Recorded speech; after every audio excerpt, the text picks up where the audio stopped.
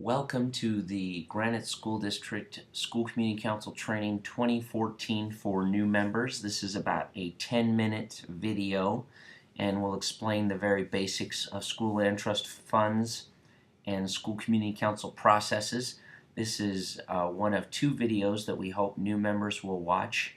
There are 3 videos total, one for chairs and vice chairs as well. But anybody can watch any of these videos, but these are for, this one in particular is for new members. Now, since this is a video, there's not an opportunity for us to interact, so I'm going to go pretty quickly through the information, but at any given time I would encourage you to contact me if you have any questions. You should have access to my email and phone number, as that's the primary way in which I'm getting a hold of you with these video links to ensure that you have the information. So I'm going to go ahead and get started and talk about the Board of Education and their role in the school community council process. The Board of Education, of course, are elected officials comprised of 7 members serving 4-year terms that are staggered. They're elected by geographical precincts throughout Granite School District, throughout our 365 square miles here in the central part of Salt Lake County. They hold meetings typically on the 1st and 3rd Tuesdays of every month, and they act as a board of directors for the Granite School District and hire the superintendent, who then runs the school district. They have policy-making authority. They make decisions regarding administrative appointments and school organization, and of course they tax you, and most importantly, with respect to this presentation, they approve all of our land trust plans. So when we talk about lands and school trust land plans, LAND is actually an acronym. It means Learning and Nurturing Development. So that really is needs to be emphasized with respect to the role and your role as a school community council. Your role is there to improve locally and act kind of as a mini board of education locally at your school, because you're there on the front lines. You can see the data, you can see the information, you can see the school environment, and really have a lot of impact and say as a parent or teacher member on how things go in your particular school location. I like to think of the Board of Education of flying in a 747 high above the population with a broad view of the school, setting goals from that level. And their school community council is really flying in a Cessna locally. They can see really close and up in detail some of the needs and challenges their schools may face, and in turn provide input, valuable input, and feedback to our local school administrators on things that need to happen at the school level. The reality is that Utah owns millions of acres throughout Utah that are used to support schools. SITLA, which is the School Institutional Trust Lands Administration, manages those lands and leases them out for grazing rights to ranchers, generates revenue through resource development, and then that revenue is invested by no longer the state treasurer, but a body that, a board of directors that invests those funds. The dividends or the interest accrued off of those investments, which that investment fund is now over $3 billion worth of revenue. The dividends then are distributed locally to the school, and you as a school community council member will work this year to develop plans and use the funds to improve academic achievement at your school level. Granite School District received about $4 million last year. That averages out to about $65,000 for a high school, $45,000 for a junior high, and $35,000 for an elementary. The funds are generally allocated on a per pupil basis.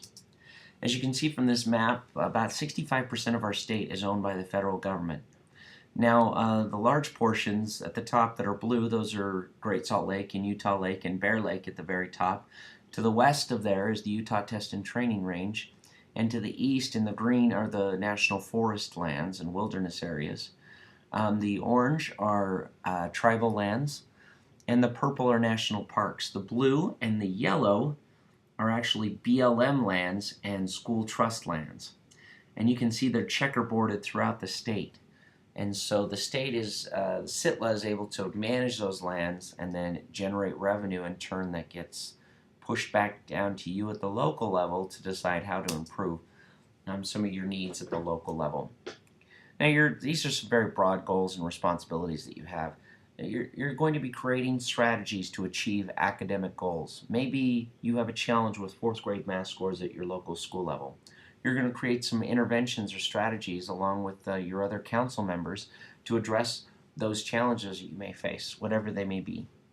You're going to create some action steps or some goals, some sub-goals to reach those strategies, and then you're going to see how much some of these strategies are going to cost and make sure you have that much money in your land trust funds.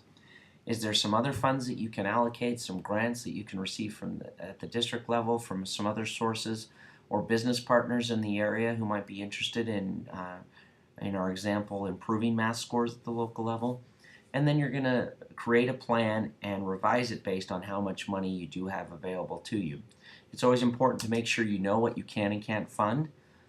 It's important to remember too that you're working on two plans at any given time. You're creating a plan this year for next school year, and you're measuring your progress from the previous year's plan, which is being implemented right now.